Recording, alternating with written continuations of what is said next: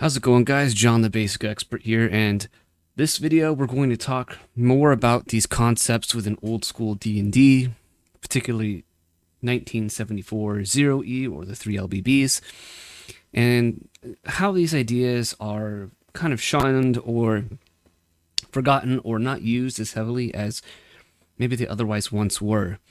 And in this particular video, I wanted to talk about something that is within the old school realm, kind of controversial, and that is one-to-one time.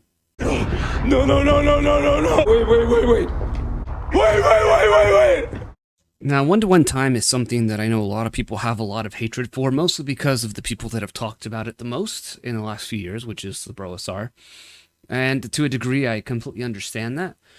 I had my own sort of skirmishes with the bros. At this point, though, at least with many of them, I've gotten to know a few, and they're pretty cool, hopeful guys. A lot of them have supported my work. They backed Makuhiro. They backed a lot of other things that I've done, and they've been supportive of what I've been doing, and I find that really neat and cool.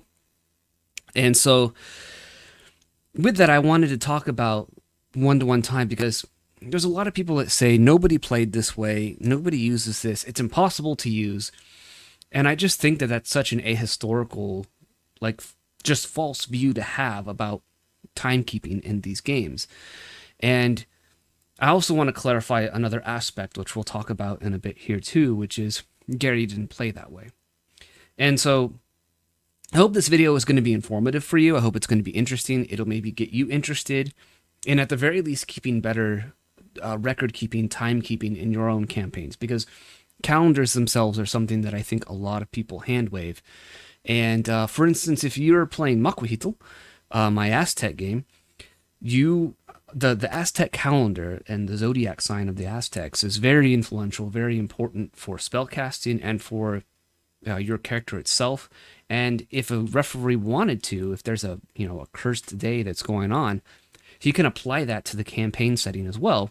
And I think that this can breed, in Makuhito, it can breed a very interesting sort of dynamic where the zodiac and the astrological signs and the place that the earth is as it rotates around the sun has a mystical effect on the campaign setting itself. And I try and provide the basic tools needed to accomplish this within Makuhito itself. But we're not talking about my games, we're talking about games that existed in the 70s at the time, and I want to kind of point at a few points of interest that I think show evidence that this was at least a common way to play with the hardcore gamers, the hardcore war gamers. And I really want to point these things out to show that there is historical evidence for this, and maybe we should give it a shot. Maybe we shouldn't shun it because certain groups of people were mean to us online about it. That doesn't change the fact that a lot of these ideas are in these rule books of the games that we know and love, and that we might want to try and apply them. And for me as a referee and as a game designer, I'm always interested in what kind of game do the rules produce? What kind of feeling and experience does the game produce when you use the rules in the book? Is it a good experience? Is it a bad experience? Does it open up new avenues? Does it cause new intricacies? These things all interest me. And so that's where my interest lies, and kind of why I can look at these sorts of things and I try to look at them objectively and try and pull as much good stuff out of it for my own games, for my own campaign settings, for the games that I run as well. Because I think that if it can breed more interest in my own personal games and my own work, the work that I do in the hobby, as well as for the players at my table, if it makes them more invested in the games that I'm running, that's all the better. And that means that it's something good. And I don't care where that idea comes from, whether from a book, from someone even I dislike. It doesn't matter. If it's a good idea, it's a good idea. Or if it's an interesting idea, it's an interesting idea. So let's talk about it, and let's first start with 0E or the 3 LBBs, and we'll discuss sort of how time works in that, and then we'll talk about 1E and then a few other sources, a few other games that are not D&D, but kind of show this sort of historical witness to this idea that this is how the game was played in the 70s and 80s, or at least intended to be played. So if we look at these are my homemade versions of the 3 LBBs from the WotC reprint PDFs. I printed them up myself and made my own little booklets, which is fun. When I'm not running white box, I like to bust these out too because, it's the original rules. But if you're looking at book 3, The Underworld and Wilderness Adventures, and you go to the last page, page 36, you can see that there is a time frame here. It says time. As the campaign goes into full swing, it is probable that there'll be various groups going every which way, and all at different time periods. It is suggested that a record of each player be kept, the referee checking off each week as it is spent. Reconcile the passage of time as thus. This is page 35. We go to page 36. Dungeon expedition equals 1 week. So the way I interpret this is this is just a way to eat up time in the game to make the investment. So I think this is so that players don't do the little let's go into the first few rooms and then back out and then we'll just keep doing that. I think it's to really force players.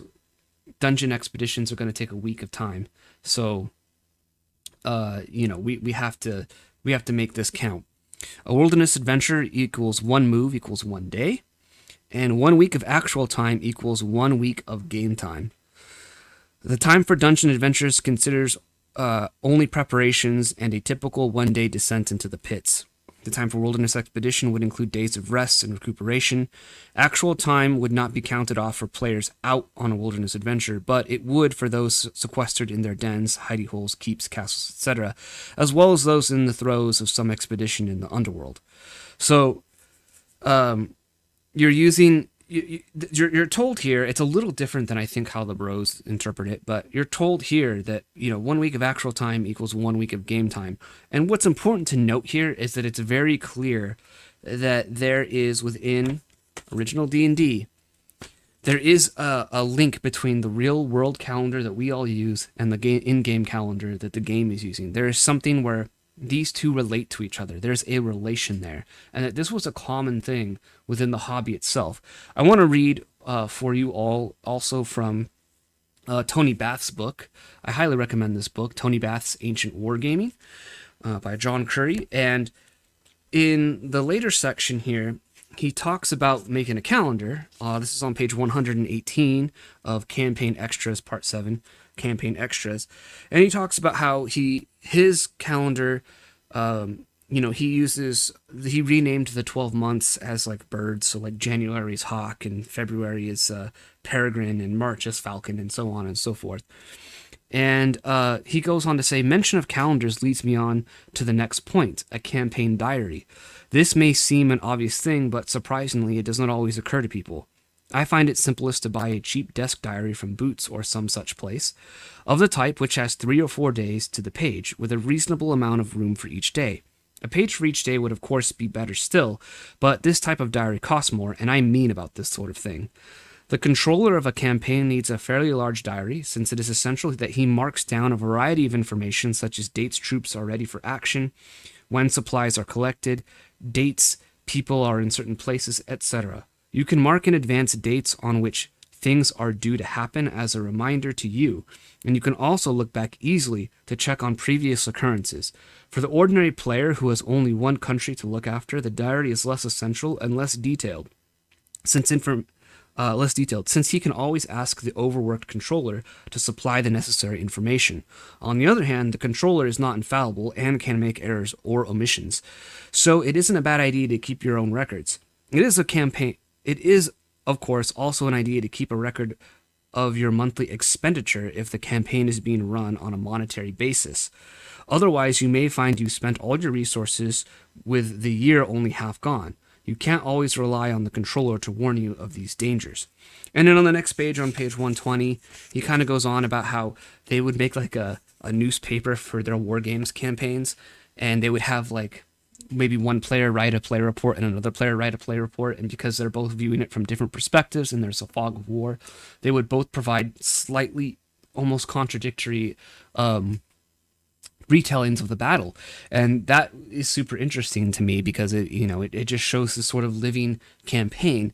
But what I find interesting is that, again, Tony Bath in the 60s is relating his in-game calendar to the real world. He's renaming the months to fit the setting, but all in all, his ancient wargaming is based off of our calendar, and he's using essentially like a scheduler to sort of plan things ahead when troops are becoming available because time is passing, or he can reference things in the past, and he can take notes on each day as orders are given.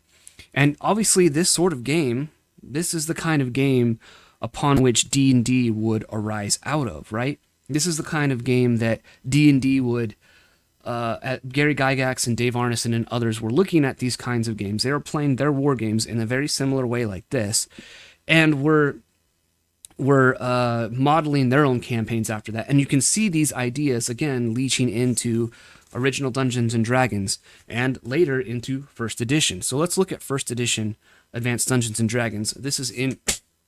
dropping my copy of Chainmail. This is in Advanced Dungeons & Dragons. This is in the Dungeon Master's Guide, and it is on page 37, which covers time. For the sake of the campaign, let us assume that you begin your campaign on day 1 of the year 1000. There are 4 player characters who begin initially, and they have adventures which last a total of 50 days, 6 days of actual adventuring and 44 days of resting and other activity. At this point in time, 2 new players join the game. One of the original group decides to go to seek the advice of an oracle after hiring an elven henchman, and the remaining 3 old boys decide they will not go with the newcomers. So, on day 51, player A's character is off on a journey. Those of B, C, and D are resting in their laurels, and E and F enter the dungeon. The latter pair spend the better part of the day surviving, but do well enough to rest a couple of game days and return for another try on day 54. There they stumble upon the worst monster on the first level, surprise it, and manage to slay it and come out with a handsome treasure. You pack it in for the night. 4 actual days later, and it is best to use, this is what it says in parentheses, and it is best to use 1 actual day equals 1 game day when no play is happening. On day 55, player characters B, C, and D enter the dungeon and find that the area they selected has already been cleaned out by player characters E and F. Had they come the day after the previous game session, game day 52, and done the same thing, they would have found the monster and possibly gotten the goodies. What to do about that? And what to do about old A and his pointy-eared chum off to see the oracle? Some penalty must accrue to the non-active, but on the other hand, the overactive cannot be given the world on a silver platter. Despite time differences, the activities of the newcomers to the campaign should be allowed to stand, as destiny has decreed that the monster in question could not fall to the characters B, C, and D. Therefore, the creature was obviously elsewhere, not dead, when they visited its lair on day 52, but it had returned on day 56. Being aware of time differences between groups of player characters will enable you to prevent the big problems. You will know when the adventuring of one such group has gone far enough ahead in game time to call a halt. That's key, a halt. This is particularly true with regard to town dungeon adventures. So we see in Gary, he's sort of taking his ideas here that are found in 0E, one game week equals 1 actual week. We see it here in Tony Bath here that would predate D&D as far as wargaming is concerned. And we can see that there's the importance of strict timekeeping and strict time records. And Gary warns in 1E, you can't have meaningful campaigns without strict time records, right?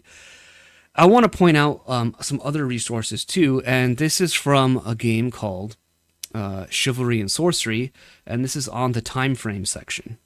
So Chivalry and Sorcery is a game that came out in 1977, I believe, and in this game it explicitly mentions this one-to-one time concept of real time relating to the real world calendar relating to your in-game calendar in some manner. And on page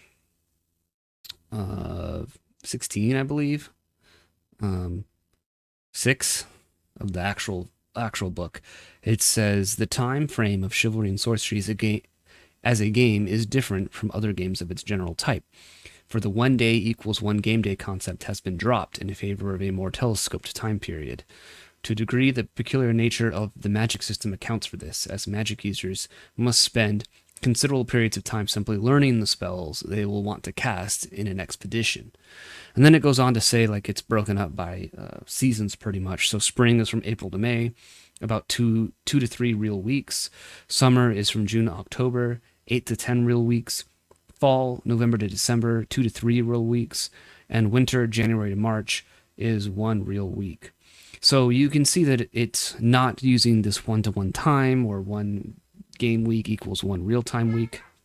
It's not, and it's not doing 1 day equal. It explicitly says it's not doing 1 day equals 1 game day, but it is relating real time in some way, as it says, in a telescoped way. It is relating real time to game time in some manner, and this is a key thing to understand. I think another bit of information I'd like to point out with this is if we look at Traveler. And this is from the Traveler's Aid Society.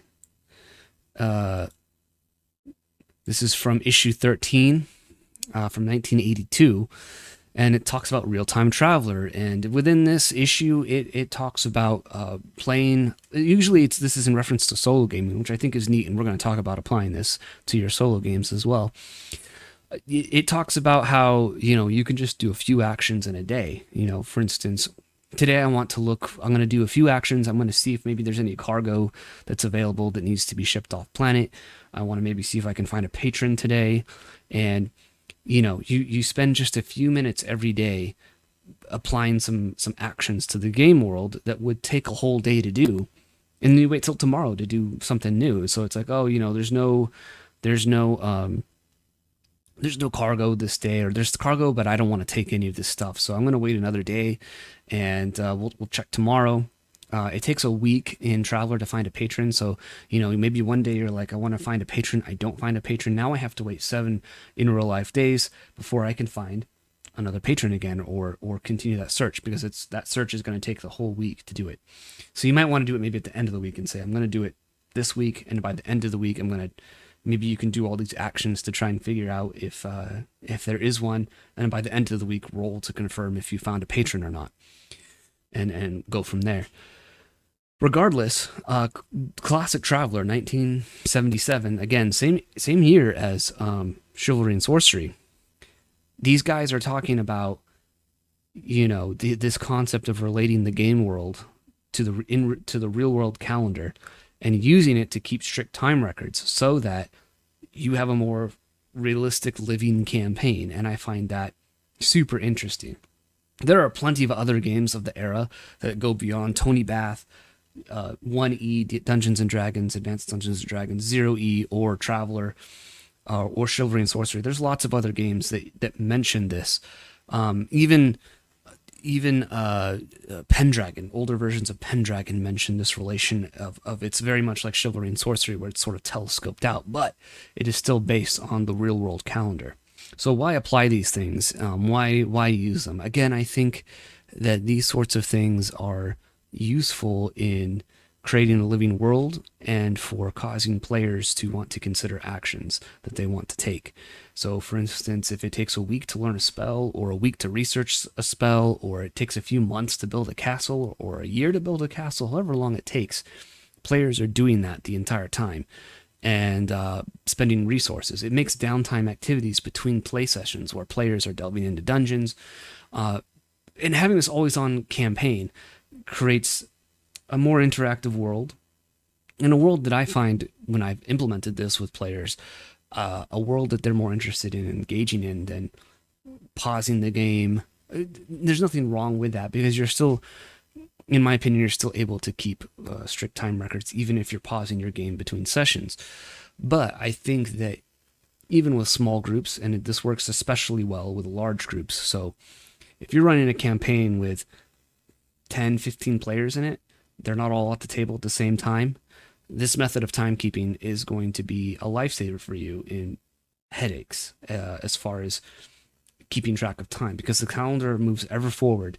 And so you have an easy way of calculating when time is ready. And with the modern technology of texting or Guilded or Discord servers, it's very easy to adjudicate downtime activities at your convenience as a referee than it was in the old days when a lot of players would call up their referee or their dungeon master or their GM in order to relay actions to them. And so, we're blessed with having a lot more access to better tools for these kinds of things. But this didn't stop them from gaming this way back then. I think that this is a neat way of playing, and I even use it in my own solo games. I've been solo gaming in the One Ring Second Edition, which has a big emphasis on timekeeping and downtime activities in the fellowship phase, as well as journeys mattering and journeys consuming time. And so recently I did a game session where it took 9 days for my player to go to a location and back to do an adventure, and I have to wait 9 days to play that character again. And if I want to play a different character, or if I want to play again, I have to use a different character. That character's locked up until 9 days from the first session. Now, let's address the arguments that Gary didn't play that way. And I think this is key. I think a lot of people see these sorts of comments. They see videos like this one, and they're sort of like, well, Gary didn't play that way. And they get very offensive. They get very angry. And again, it's because they have hurt feelings from past encounters with people that are talking about these sorts of mechanics and whatnot. And honestly, for me, I don't really care how Gary played. It's not about Gary. This is not Gary Gygax worship. This is not Gary Gygax idolization. I will acknowledge that Gary didn't play this way. Sure, Gary, as he got older, his tastes changed. And he ran games differently. That's a fact. That's true. But that doesn't change the fact that a lot of these ideas are in these rules. A lot of these things are in these rules. And what interests me is not what Gary did and didn't use, but what interests me is, again, what I said earlier, what kind of game do these rules produce? What kind of experience does it produce? That is what's interesting. And it also, as far as like gaming archaeology is sort of concerned, interests me in that regard.